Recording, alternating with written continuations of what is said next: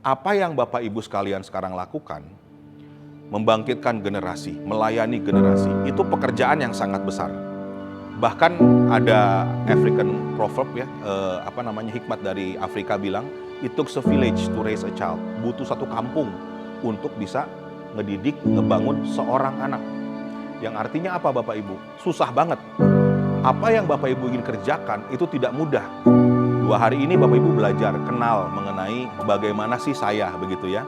Mengetahui who am I, mengetahui nanti juga bagaimana kenal orang lain juga, kenal anak-anak. Masih pada level kenal, belum pada level pengembangan. Pekerjaannya sangat besar.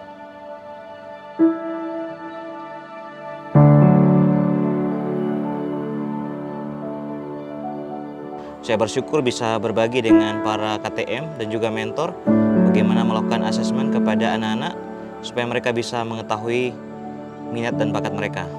Di situ kita diajarkan untuk bisa membaca atau mencari program-program yang cocok untuk kita terapkan di PPA kita masing-masing.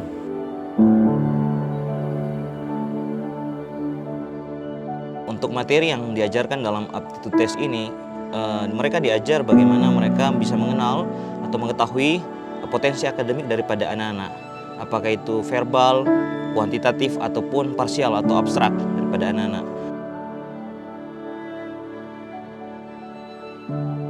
Jadi manfaat bagi kami para KTM dan para mentor, kami dapat membina dan mengembangkan setiap minat dan bakat dari setiap anak yang ada, dan kami lebih mengetahui apa bakat dan minat dari semua anak yang boleh kami tes di aptitude test.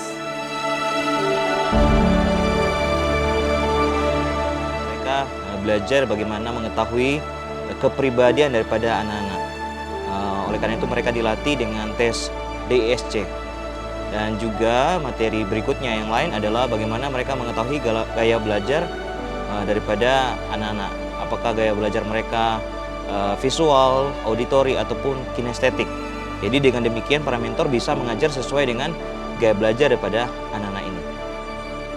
Sebelum mengikuti BHL workshop ini, kita mungkin hanya fokus pada satu dimensi, tapi yang sekarang ini kita bisa mengenal ada 5K dan juga 4D yang sangat bermanfaat untuk kita lakukan di PPA ketika kita menyusun suatu program. Desain itu bahasanya itu harus detail, oke? Harus sedetail mungkin, sespesifik mungkin. Desain itu harus sesuai dengan kebutuhan atau konteks di PPA atau di mana kita melayani ya, di mana pemimpin itu ada. Jadi tidak ada satu patokan yang sama dan cocok untuk semua. Daud dalam membangun bait Allah, dia serahkan kemudian kepada Salomo. Musa juga misi besarnya dia serahkan juga kepada Yosua. Ini yang kita renungkan. Tuhan menepati janjinya. Akhirnya semua tujuan itu tercapai.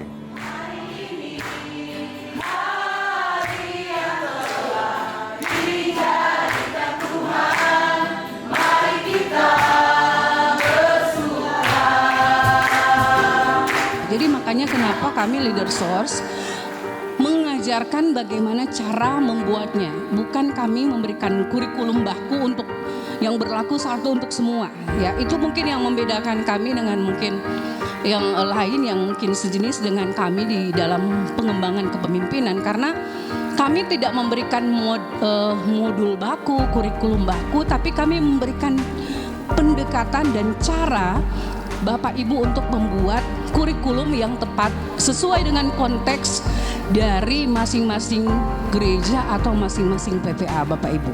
Di sini kita dilatih untuk menjadi pemimpin yang baik dan sehat yang tentunya berpusat kepada firman Tuhan atau Yesus Kristus.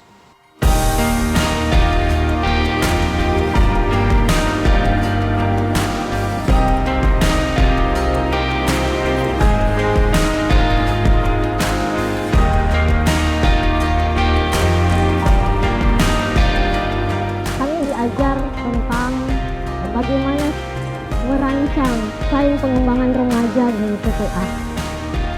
Karena secara pribadi saya melihat di PPA saya, kami membuat program itu hanya berdasarkan apa yang kami pikirkan, bukan berdasarkan apa yang anak-anak butuhkan sebenarnya.